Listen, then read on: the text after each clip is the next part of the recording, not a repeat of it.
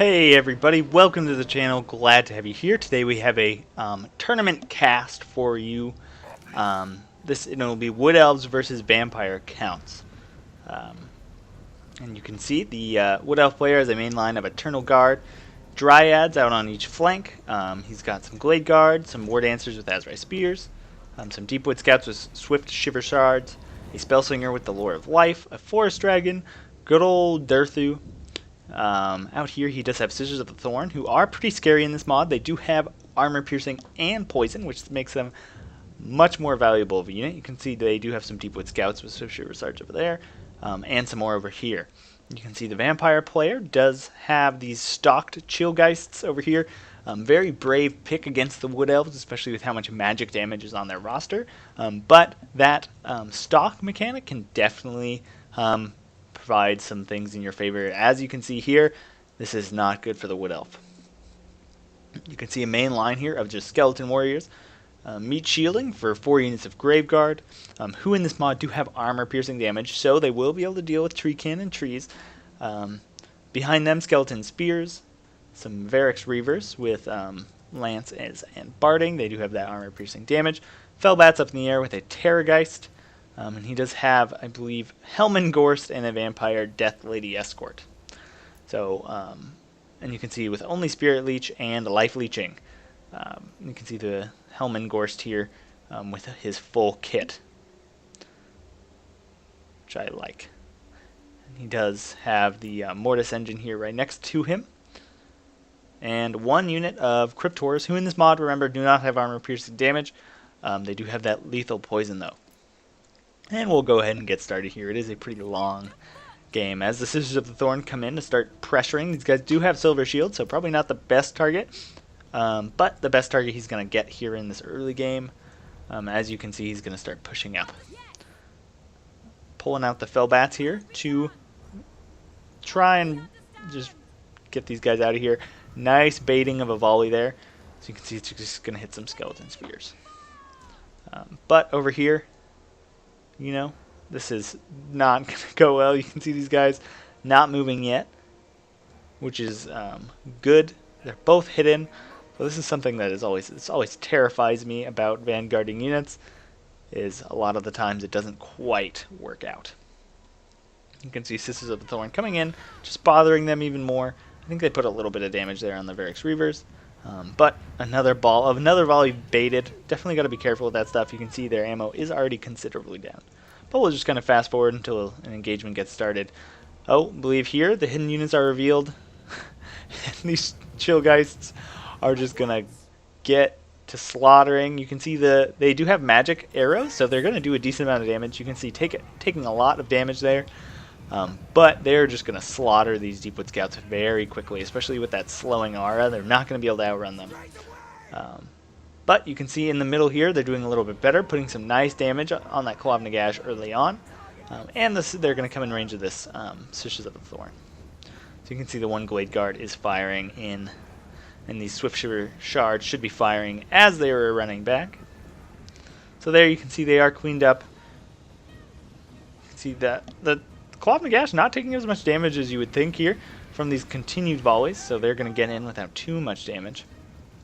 You can see the Fellbats over here are going to come down, catch these Sisters of the Thorn, and they're not going to be able to pull away. So then these Varix Reavers are going to get a nice charge through their own units and just start skewering these poor lightly armored Dryad unit or Sisters of the Thorn. And you can see that damage already they're putting down is vicious. Over here, these Deepwood Scouts are going to be opening fire to support, but shooting through their own lines is not going to do very much damage. You can see the main line has engaged Skeleton Spears. You can see the Sternsmen cutting their way through Eternal Guard. And the Mortis engine safe in amongst the Cryptors, sort of. It is getting fired at, though, so it's going to pull out and, I think, start moving back and forth. Over here, you can see the Dryads do kind of push through, and they're going to pull in these Skeleton Spears. Love this. And you can see these Eternal Guard coming in on the flank of the Grave Guard, definitely going to turn that battle in their favor. And these Dryads should mop the floor here with those Skeleton Warriors.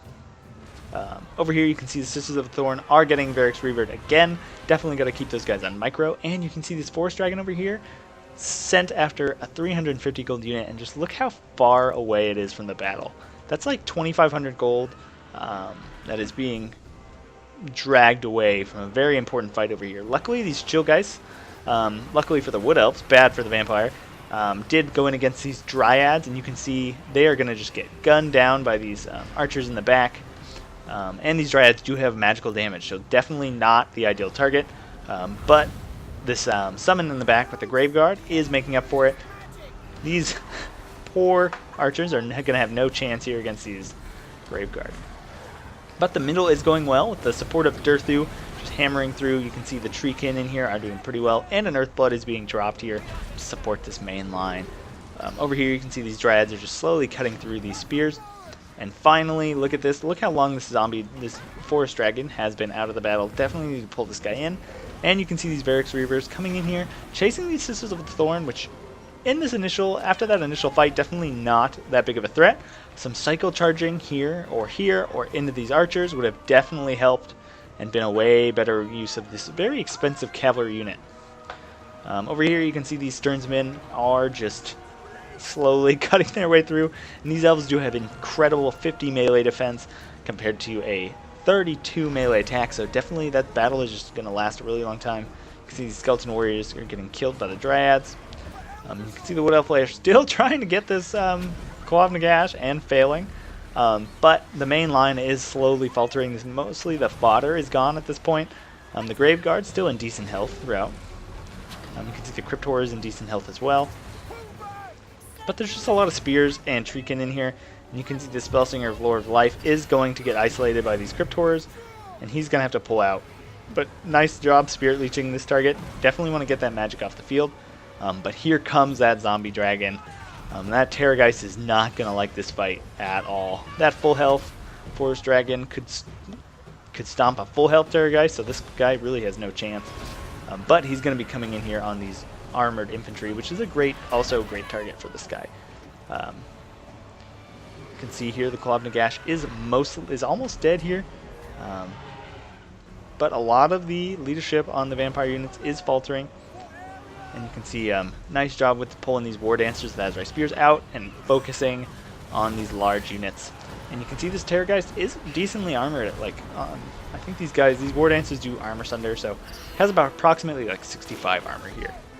But even so, these Azrai Spears are going to be great at taking these guys down.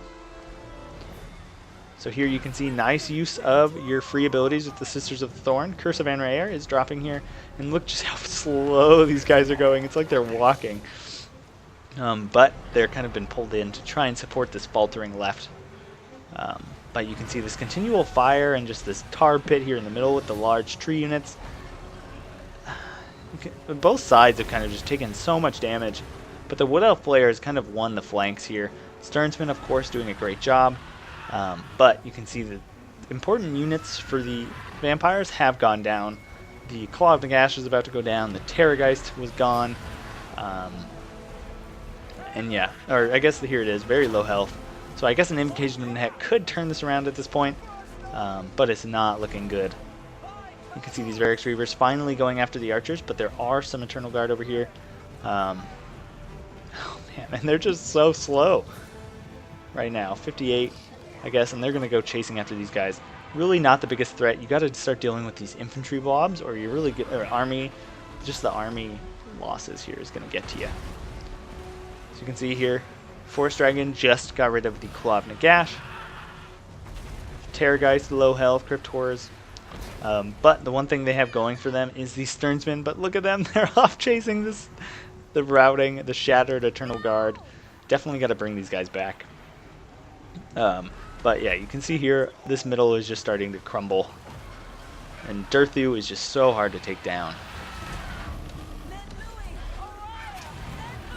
Smacking these guys around. And these Cryptors just, in this mod, very much less so useful without the armor piercing damage. I wonder if they have a decent armor piercing percentage. 36, I guess not the best. Yeah, you can see there up in the air, the Spellsinger Lore of Life is dueling with this Terrorgeist. They're both such a low health. And in this mod, Great Eagles do have armor piercing damage, so definitely more useful. You can see the leadership is dropping on this guy. But the Lore of Life spellcaster is just really low on health. It's like a scene right out of Lord of the Rings, and he's going to decide to get his Spellslinger out of there. And this Terrorgeist is going to give chase. You can see Durthu just in the middle, laying down the law. Yeah. Even the only thing left, Vampire, Lord of Death. These Varix Reavers, almost full health over here. Spellslinger is going to get caught again. It's going to get terrified off the field. Here comes the Varix Reavers. Just going in for a charge. And this is a funny sight. This Terrorgeist chasing. It's winning its fight. It's going to come over here, terrify this guy off the field again, and then fall to the ground dead. So there goes that Terrorgeist. Died while running down an enemy. And you can see the Varix Reavers. Nice rear charge here, but just too late. And they're going to get swamped, especially by a dragon. And you can see the Vampire of Death going down. A Curse of Air dropping on these Graveguard, reducing their speed to 22. Great, again, great use of these spells. Really just punishing the Vampire player for any sort of micro mistakes. And these guys are dilapidated, and you can see they're basically walking. And it says they're moving fast. But yeah, at this point it's just wrap up as these units just begin to crumble. And he's just going to path everybody over here.